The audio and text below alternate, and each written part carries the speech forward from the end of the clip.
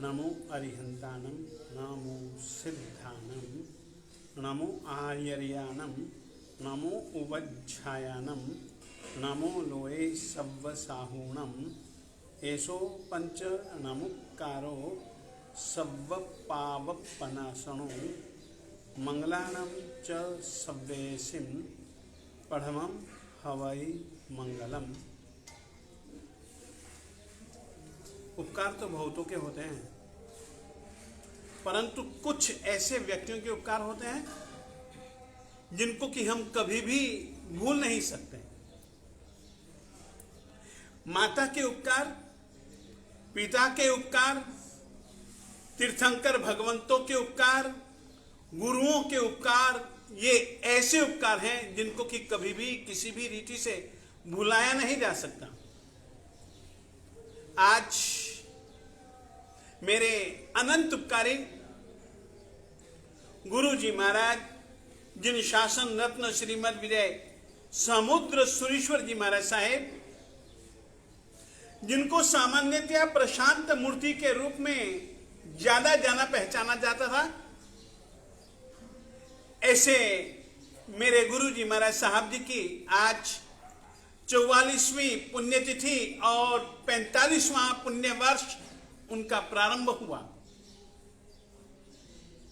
मेरे साथी मुनियों ने कहा कि आज कुछ गुरु जी के विषय में कुछ बतलाइए।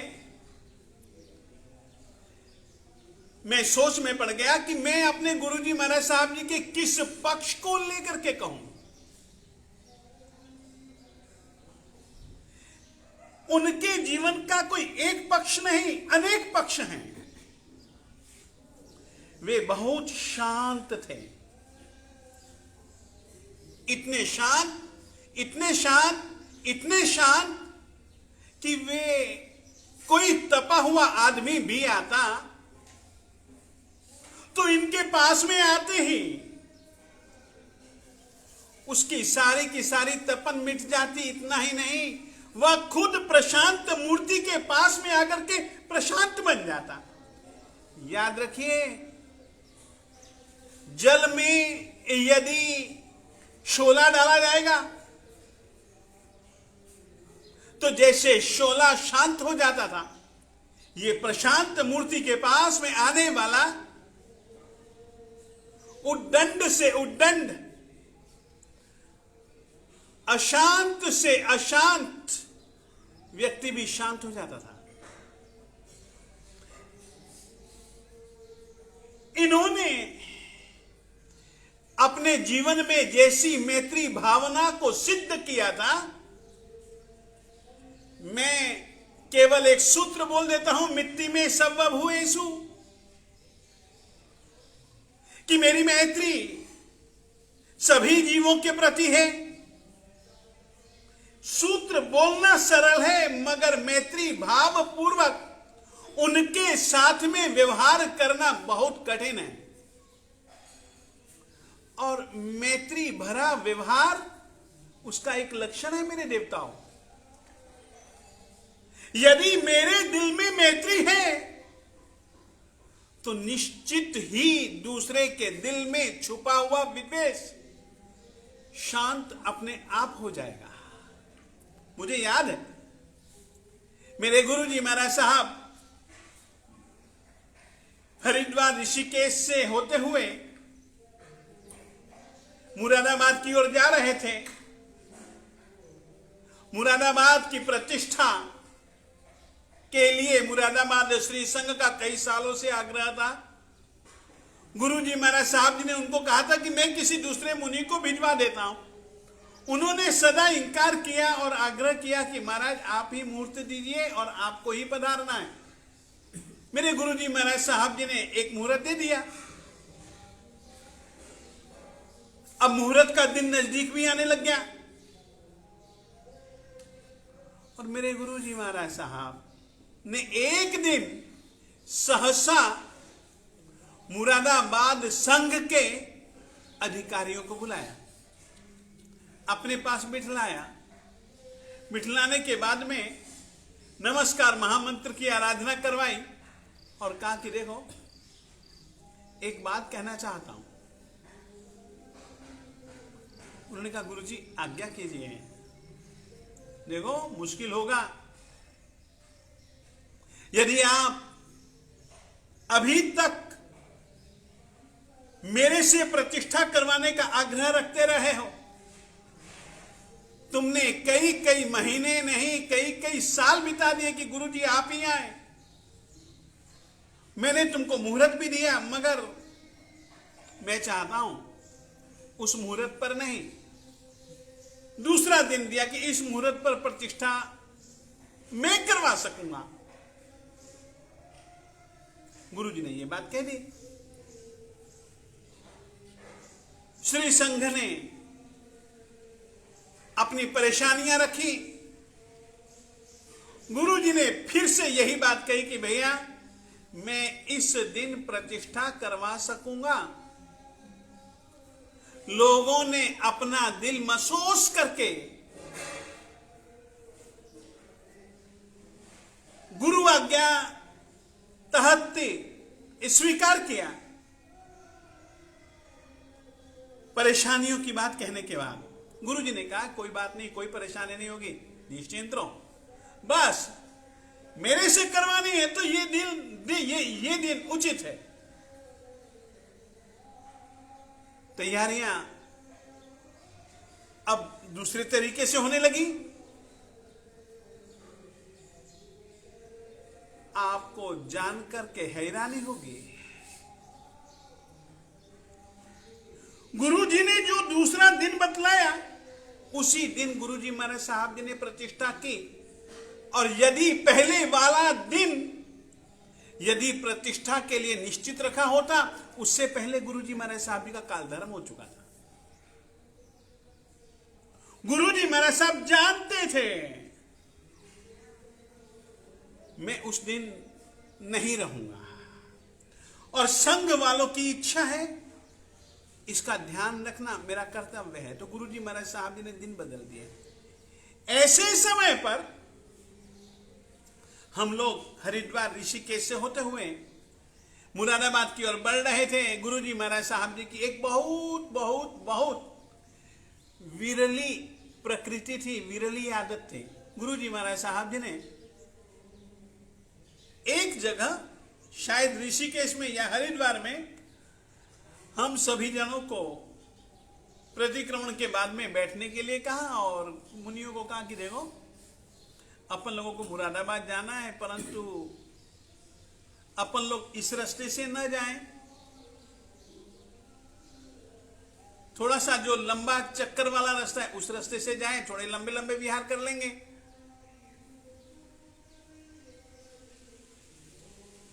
हम मुनियों में से कुछ मुनियों ने कहा कि गुरुजी महाराज साहब जो रास्ता तय किया है उसी रास्ते से चलें साहब। ठीक है, आप जिस भावना से कह रहे हैं, जब रास्ते में जंगल आता है और बड़े भयंकर पशु रहते हैं, वे बहुत परेशान करते हैं। आप श्री जी यह जो कहना चाहते हैं साहब, उस जंगल को लोग बाहर से देखने के लिए आते हैं, विदेशी लोग, और अपने को रास्ते में पड़ता है तो साहब दिखला दो ना। गुरुजी महाराज साहब जी ने कहा देखो जाना अच्छा नहीं है, परेशानी होगी, परेशानी हो सकती है साहब। आप साथ में हो तो फिर काहे की परेशानी, आप संकटहारी हैं, आप संकट मोचक हैं। गुरुजी महाराज साहब जी ने कहा यह बात नहीं है, चलो फिर भी तुम्हारा आग्रह है तो एक रास्ता मैं बतलाता हूं, सब जन इकट्ठे होकर के चलना। सचमुच में एक दो दिन तो हम सब जन इकट्ठे होकर के चले तो रास्ते में कोई भी पशु मिला ही नहीं, दिखाई नहीं।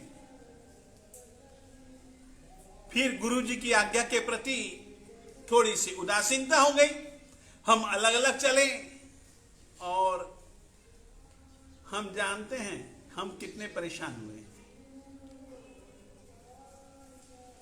लोगों ने समाचार दिए कि आगे मत जाओ, एक तरफ ट्रकों की लाइन, दूसरी तरफ भी ट्रकों की, कारों की लाइन, जाम, बीच में श्रीमान हाथी जी खड़े हुए हैं।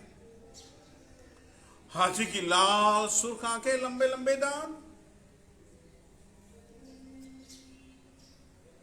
सब जन जानते हैं कि उस जंगल में किसी भी हाथी से पंगा लेना प्राणों के लिए खतरनाक है। लोगों ने हमको कहा कि आगे मत जाओ।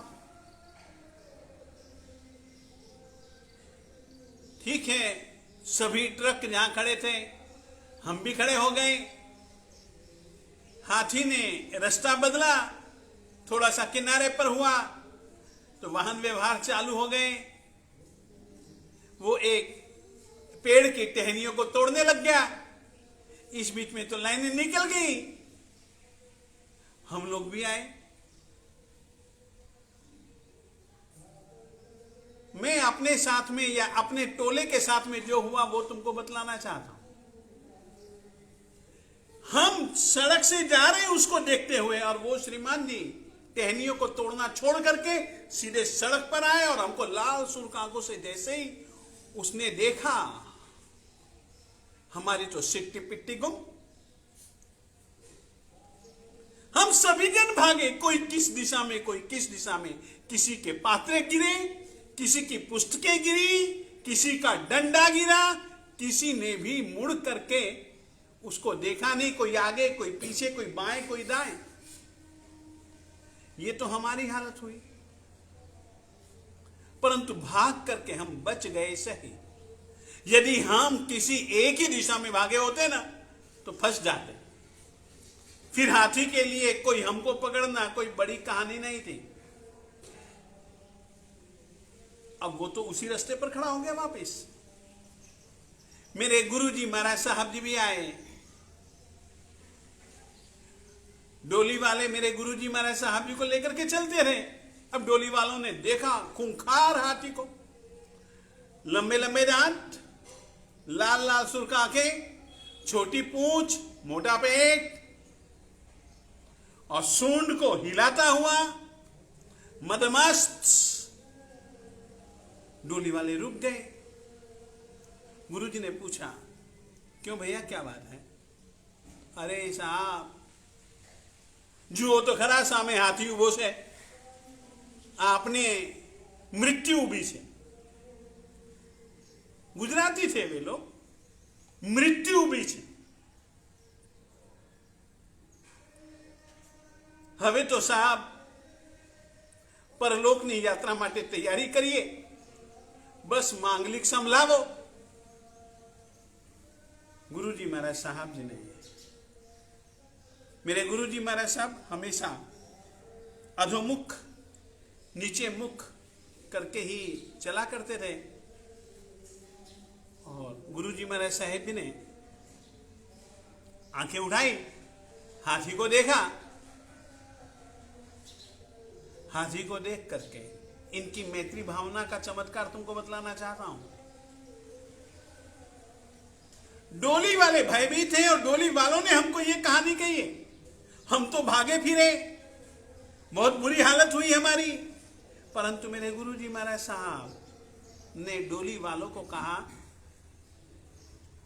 डरवानु नहीं, एना प्रत्ये कोई पण दिवसे વેર ભાવ રાખવાનો નહીં, એનું પણ કલ્યાણ થાઓ એવી મૈત્રી ભાવના ભાવાને। चिंता मत करो, मैंने इसका कुछ कभी बिगाड़ा नहीं है और अभी भी मैं इसके प्रति प्रबल मैत्री भावना से भरा हुआ हूं। इसका कल्याण हो, इसका कल्याण हो, इसका कल्याण हो। जैसे ही ये शब्द कहे, हाथी ने तुरंत अपनी सूंड उठाई, सलाम भरी, रास्ता छोड़ दिया और डोली वाले उसी हाथी के सामने से मेरे गुरुजी महाराज साहब जी की डोली लेकर के आगे बढ़ गए। ये ऐसी उनकी मैत्री भावना की साधना थी। उनके ऐसी एक नहीं अनेकों कहानियां कहूं। विरोध को समभाव से झेल लेना अगर किसी से सीखना हो, मेरे गुरुजी महाराज साहब जी से सीखो। भारत सरकार ने श्रमण भगवान महावीर स्वामी जी की 25वीं निर्वाण शताब्दी के अवसर पर श्वेतांबर समाज की ओर से प्रतिनिधि के रूप में मेरे गुरुजी महाराज साहब जी को चुना था।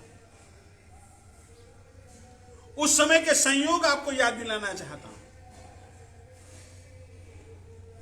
उस समय सबसे ज्यादा 25वीं निर्वाण शताब्दी का विरोध श्वेतांबर समाज की ओर से था, श्वेतांबर समाज के आचार्यों मुनियों की ओर से था, और विशेष करके गुजरात में तो एक प्रकार का विरोध का अंधड़ चल रहा था। उस अंधड़ में से जिस समय भी लोग आते हैं ना मेरे गुरुजी के पास, मैं कहना चाहता हूं वे यही कहते, मुनियों को भी यही कहते, लोगों को भी यही कहते, श्राविकाओं को भी यही कहते कि भैया भगवान महावीर स्वामी जी के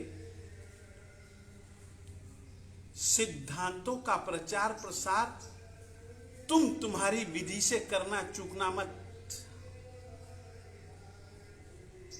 उनके सिद्धांत एकांत रूप से हितकारी हैं। उनके द्वारा प्ररूपित सिद्धांत परम सत्य हैं, और उनके सिद्धांतों के प्रचार प्रसार के लिए, उनके सिद्धांतों को समझने समझाने के लिए एक अवसर भारत सरकार ने दिया है। तो अन्य 3 समाजों के साथ में जुड़ करके श्वेतांबर समाज को भी निश्चित रूप से प्रचार प्रसार की उस दुनिया में जुड़ना चाहिए। विरोध से कुछ होता नहीं है। आप लोग अपनी रीति से मनाना, मगर मनाना जरूर। परंतु विरोध के मार्ग पर चलने वाले व्यक्ति उत्पथ से सुपथ पर आने में भी संकोच करते हैं। ऐसा हुआ, परंतु भारत सरकार ने अन्य तीनों संप्रदायों ने जितने उल्लास उमंग से गुरुजी महाराज साहब विजय समुद्र सुरीश्वर जी महाराज साहब जी को आमंत्रित किया था, उसी उल्लास उमंग के साथ अवरोध बहुत आए। उन सभी के सभी अवरोधों को दूर करते हुए भी गुरुजी महाराज साहब दिल्ली पहुंचे, और प्रत्येक आयोजन में उन्होंने भाग भजा। मेरे गुरुजी महाराज साहब विजय समुद्र सुरीश्वर जी महाराज साहब की ऐसी तो एक नहीं, अनेकों अनेकों अनेकों अनेकों कहानियां हैं जो कि सचमुच में उनकी दिल की विशालता, नाम समुद्र, सचमुच में उनका दिल भी समुद्र के समान विशाल। आने वाली हर छोटी से छोटी नदी को, नालों को, गंदे से गंदे नालों को भी वो अपने में समावेश कर लेता है। हर पुण्यवान और हर पापात्मा को भाग्यशाली कहकर के बुलाना। और आपको कहना चाहता हूं, उन्होंने भाग्यशाली कहकर के न जाने कितने जनों के उल्टे पुल्टे वाक्यों को सुलटा कर दिया। उनकी जिंदगी की कहानियां एक नहीं अनेकों हैं जो कि हमने अपनी जिंदगी में देखा। उन्होंने अपनी जिंदगी में कभी गरीब और अमीर का पक्षपात नहीं किया। वे गरीब और अमीर को हमेशा एक जैसी निगाहों से देखते थे। इसीलिए अगर कोई अमीर आया, कोई उनका भक्त आया, तो भी उसको भाग्यशाली कहकर के पुकारा। कोई गरीब आया, उनका विरोधी आया तो भी उसको भाग्यशाली कहकर के पुकारा। धर्म लाभ कहते हुए धर्म उसकी आत्मा में कैसे परिणत हो जाए ऐसे आशीर्वाद दिए, ऐसी समझ दी। मेरे गुरुजी महाराज साहब चारित्र की प्रतिमूर्ति थे। मौन एकादशी के दिन जन्मे और जन्म से उन्होंने मौन की ही मानो साधना न की हो। 24 घंटे में से बड़ी मुश्किल बामुश्किल आधा पौना 1 घंटा, अगर मिनट मिनट जोड़ करके तुम इकट्ठे करो, इतनी देर बोलने वाले। जिंदगी में उन्होंने गुरु सेवा को अपना मंत्र माना था और गुरु सेवा जहां पर विजय वल्लभ गुरु जी महाराज साहब, तो उनकी छाया विजय समुद्र सुरेश्वर जी महाराज साहब। गुरु वल्लभ जी महाराज साहब जी ने कहा समुद्र तू जा। इच्छा नहीं थी गुरु समुद्र सुरेश्वर जी महाराज साहब जी की, उनको जाना पड़ा। संयोग ऐसे बने कि गुरु विजय वल्लभ सुरेश्वर जी महाराज साहब जी ने उन्हीं को वापिस बुलाया और वे आए। जाने के बाद में भी लंबी दूर जाने के बाद में भी तुरंत आए। ऐसे थे मेरे गुरु जी महाराज साहब, गुरु आज्ञा पालक ललित सुरेश्वर जी महाराज साहब जी के पास में। एक पत्र आया, पत्र को प्रणाम करके उन्होंने उसकी 3 प्रदक्षिणा दी। गुरु जी महाराज साहब जी का पत्र था, उसमें कुछ बातें लिखी थी, वो तो उन्होंने स्वीकारी। और जो उनके पास में आदमी थे उन्होंने पूछा क्या गुरु जी का पत्र है? नहीं, यह समुद्र विजय का पत्र है, समुद्र सूर्य का पत्र है। इतना सम्मान! अरे अगर मैं राजा होता ना तो उनकी सोने की मूर्ति बना करके उनकी पूजा करता। धन्य धन्य है उसकी गुरु निष्ठा को, उसकी गुरु सेवा को। गुरु वल्लभ जी महाराज साहब को जानने पहचानने वाले सुनते थे, कहते थे कि गुरु विजय वल्लभ सुरेश्वर जी महाराज साहब जी के रहस्य मंत्री अगर कोई हैं तो गुरु वल्लभ जी महाराज साहब जी के मन के रहस्यों को जानने वाले। और गुरु विजय वल्लभ सुरेश्वर जी महाराज साहब अति विश्वास पूर्वक अपने रहस्य किसी को बतला सकें। अगर कोई ऐसे गुरु विजय वल्लभ सुरेश्वर जी महाराज साहब जी के साथ में कोई रहस्य मंत्री हैं तो रहस्य मंत्री मात्र विजय समुद्र सुरेश्वर जी महाराज साहब। ऐसे गुरु जी महाराज साहब जी ने गुरु कृपा खूब पाई, हमारे ऊपर उनके अनंत उपकार हैं। आज मुरादाबाद को याद करता हूं। मुरादाबाद गुरु जी महाराज साहब जी ने अंतिम सांस छोड़े। सच कहूं, गुरु विजय वल्लभ सुरेश्वर जी महाराज साहब जी के श्री चरणों में चातुर्मास करने के बाद, भाईखला में चातुर्मास करने के बाद एक ही इच्छा थी कि अब गुरु जी महाराज साहब जी के श्री चरणों में करेंगे और गुरु जी महाराज साहब जी के श्री चरणों में करने के बाद फिर अंबाला करेंगे। परंतु हुआ कुछ उल्टा है। गुरु विजय वल्लभ सुरेश्वर जी महाराज साहब जी के श्री चरणों में चातुर्मास काल पूरा बिताने के बाद हम मुरादाबाद नहीं जा पाए। जाएंगे, पक्का जाएंगे, पक्का जाएंगे, पक्का जाएंगे, ये भी बात पक्की है, भावना इरादा पक्की है। परंतु जब हमने अंबाला बाद में आना था, अब अंबाला हम पहले जा रहे हैं। मुरादाबाद में गुरु जी महाराज साहब जी का जब काल धर्म हुआ तब की तुमको स्थिति बतलाऊं। मेरे गुरु जी महाराज साहब बहुत स्वाध्यायशील व्यक्ति थे। अंतिम दिनों में उन्होंने उत्तराधीन सूत्र का स्वाध्याय करना प्रारंभ किया था। गुरु जी महाराज साहब जिस प्रातः काल में प्रयाण करने वाले थे उससे एक दिन पहले संध्या के समय तक गुरुजी महाराज साहब जी ने उत्तराधीन सूत्र को पूरा पढ़ा और किताब टेबल पर रखते हुए कहा, बस ये मेरी स्वाध्याय यात्रा अंतिम थी। स्वाध्याय यात्रा के साथ जीवन यात्रा का भी वह अंतिम दिन था। सचमुच में मेरे गुरुजी महाराज साहब, एक अपेक्षा से कह सकता हूं, इच्छा मृत्यु थे। मेरे गुरुजी महाराज साहब तपी थे, जपी थे, मौनी थे, शांत थे, ध्यानी थे, ज्ञानी थे, मगर बहुत कम बोलते थे, अल्पभाषी थे। मगर जब कभी भी बोलते थे तो श्रोताओं के दिल की किवड़ियाओं को खोल देते थे।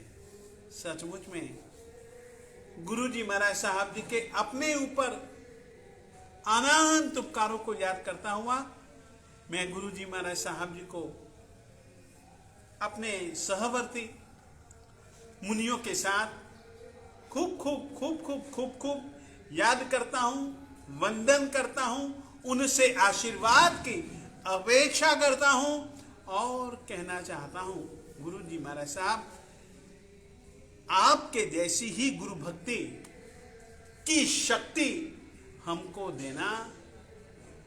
आपने अपनी जिंदगी में कभी भी अपने नाम से कोई संस्थान नहीं बनाया, नहीं बनने दिया। आपको पता लगा तो आपने विरोध किया। आपने जब कभी भी, हमको याद है ना, जब कभी भी कोई भी व्यक्ति आपके नाम का जयकारा बोलता था तब आप कहते थे कि अरे गुरुओं के नाम के जयकारे बोलो, परमात्मा के नाम के जयकारे बोलो, जिन शासन की जय, ये नारा बोलो। याद रखो, गुरु वल्लभ जी महाराज साहब हमेशा जिन शासन देव की जय बुलवाया करते थे, उनकी जय बोलो। गुरुजी महाराज साहब सचमुच में बहुत शांत, बहुत सौम्य, बहुत समता के धनी, अपने आप में एक विरल विभूति। इनकी तुलना हम अन्य किसी से भी नहीं कर सकते। ऐसे अतुलनीय, अनुपम मेरे गुरुजी महाराज, उनकी चारित्र निष्ठा, उनकी तपोनिष्ठा, उनकी साधना निष्ठा, साधु धर्म के प्रति, श्रमण धर्म के प्रति उनकी तत्परता, क्षमा, मार्दव, आर्जव, शौच, सत्य, संयम, तप, आकिंचन्य और ब्रह्मचर्य रूप उनका श्रमण धर्म सचमुच में अप्रतिम था, अनूठा था। आज ऐसे गुरुजी महाराज साहब से पुनः पुनः आशीर्वाद की याचना के साथ मैं अब यहीं पर विरामी रुकता हूं।